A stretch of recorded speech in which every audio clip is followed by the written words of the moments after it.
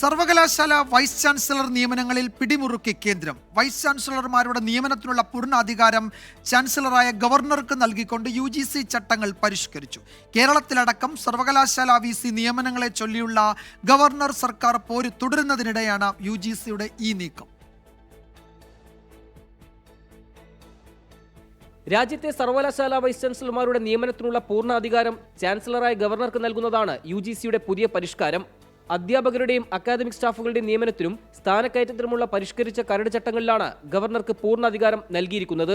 Vice chancellor നിയമനത്തിനുള്ള search committee അധ്യക്ഷനെയും ഇനി ഗവർണർക്ക് നിർദ്ദേശിക്കാം. Vice chancellor സ്ഥാനത്തേക്ക് 5 പേരുകൾ സെർച്ച് കമ്മിറ്റിക്ക് ചാൻസലറുടെ പരിഗണനയ്ക്ക് വിടാം. ഈ പേരുകളിൽ ഒരാളെ ചാൻസലർക്ക് VC ആയി നിയമിക്കാം.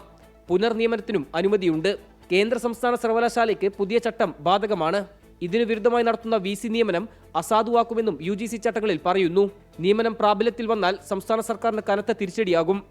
2018 UGC വിജ്ഞാപനത്തിൽ നിയമനാധികാരം ആർക്കെന്ന് കൃത്യമായി രേഖപ്പെടുത്താതിരുന്നത് സർക്കാർ ഗവർണർ പോരിന് വഴിവെച്ചിരുന്നു. കേരളത്തിന് പുറമെ തമിഴ്നാട്ടിലും ബംഗാളിലും ഗവർണർ സർക്കാർ പോര് നിലനിൽക്കുന്നുണ്ട്. 24 ഡൽഹി.